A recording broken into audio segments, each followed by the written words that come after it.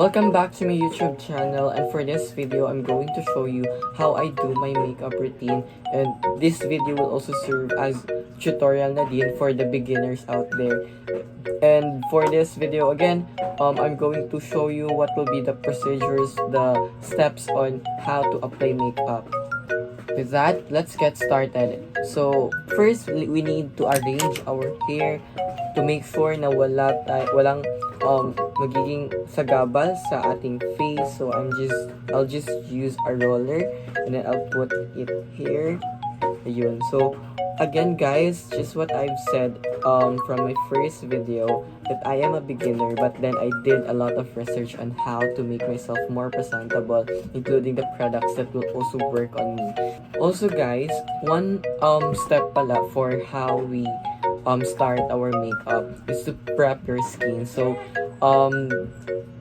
first step, we need to, of course, to cleanse our skin, to apply the necessary ingredients or maybe products that we need in our skin, and of course to moisturize our skin first para at least ready ang ating skin sa mga ipapatong natin. First, we need of course a skin tint or a foundation. So this is of the first, maybe the second step of the makeup tutorial. So I'll just get a pinch amount of this skin tint kasi I don't want to have a heavy product in my skin, para at least it will make us like para makeup no makeup look lang talaga, and for of course for the everyday use na din of the student. So yun, and then after that I'll just get a moisturizer and then mix it with our skin tint. So, ito yung usually na ginagawa ko. And then, I will just mix it para at least mag-lessen yung coverage niya, as well the tint itself. So, yun. And then, of course, I'll just apply lang talaga. I'll just apply skin tint lang sa ating face. I'll just get a small amount of the product and I'll just apply it here. So as you can see, ka-shade talaga ng napili ko yung aking skin tint. So yun. So ayan guys, na-apply ko na ang aking skin tint, and then I'll just get what do you call this, a foam, and then a setting spray. Tapos babasain lang natin siya para ma-blend ng maayos ang ating skin tint.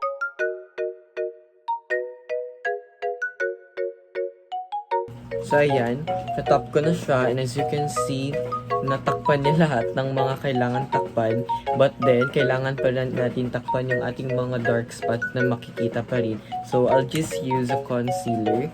So sa concealer naman, since wala naman akong pimple, I'll just put directly lang talaga sa mga post-acne marks and sa ating mga redness, and of course sa ating under eye na din, para mag-complement lang ang ating skin sa ating mga kailangan itago. So I'll just get back, I'll just blend lang talaga this one, and then I'll get back to you. So ayun guys, na-ano ko na siya, na-blend ko na siya, pati yung concealer. So as you can see, hindi na masyado nakikita yung ating mga dark spots and ating mga redness.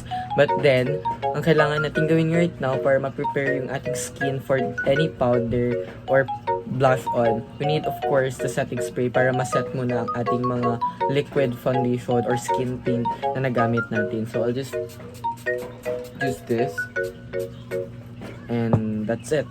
And then we'll wait for at least 2 minutes para matuyo ang ating setting spray.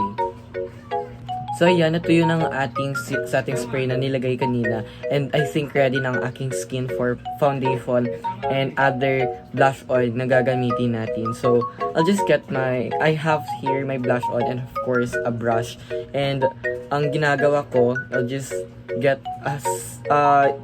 konting amount of blush on, and I'll just tap it para at least mawala yung excess ng blush on, and then I'll just put it here and then down to our cheekbone para at least mag-complement lang din ang ating blush on. So minsan hindi ko masyado dinadamihan ang aking blush on kasi nagmumukha siyang pigmented talaga. and hindi na siya maganda tignan kasi nagmumukha na akong hotdog. But then, yun, kailangan mo lang talaga i-maximize ang iyong blush, ang iyong brush para at least alam mo kung hanggang saan kaya ng iyong skin ang blush on. Ayan, so as you can see, nagkakaroon na ng kulay ang aking face. So I'll just also put here para magkaroon pa ng color. And then, of course, sa taas na din. Ayan. And then, yan. And then, sa nose. And, tada! And this is the look after I put the blush on. So, as you can see, very minimal lang talaga when we use the blush on, and of course, the other stuff para at least hindi masyadong heavy and hindi mag-greasy later on. So, yun yung parang one rule ko talaga na mas maganda yung konti lang kaysa sa ibuhos mo na talaga lahat para at least guided ka pa rin at the end of the day. At the end of the day. So, yun. And since done na tayo with our blush on, ang susunod na gagawin natin ay isa-set na nga ating face with a powder. So I'll just get a small amount of powder here and I'll put it here. Mas maganda talaga na ilalagay nyo talaga siya sa takip ng inyong mga setting powder kasi yun, mahirap talaga siya. But then I'll just use this puff and yun, ilalagay ko lang dito. Itatap ko muna sa aking, medyo maingay din talaga dito kasi wala na akong choice but then to film kasi yun na nga, ang daming nangyayari kaya yun. And then I'll just stop it muna here. Isa-set ko muna ang aking under eye. So look how siya nag-set or paano siya talaga nag-set sa aking skin. So I'll just fast forward lang later on para at least hindi na tayo magtagal. So ayan, naset na ng powder yung aking face. And now, what I usually do, after ng aking paglagay ng mga kolorete sa aking mga mukha, sa aking mukha, I'll just again use the setting spray para at least mag-set na talaga and hindi na siya gumalaw later on.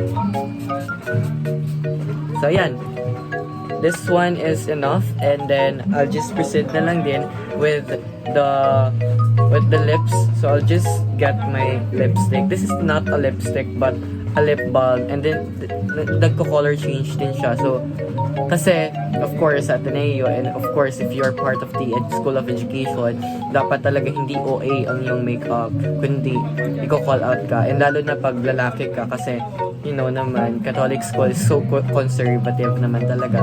So I'll just use as ano ba tawag dito?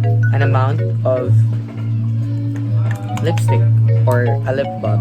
And then, after that, after ko maglagay ng aking lip balm, I'll just also use the lip gloss para at least may konting glow ang aking lips. Ayan. And then, that's it. Hihintayin ko lang talaga na mag-set talaga ang aking face kasi medyo basa pa siya dahil sa setting spray. But then, this is the final look.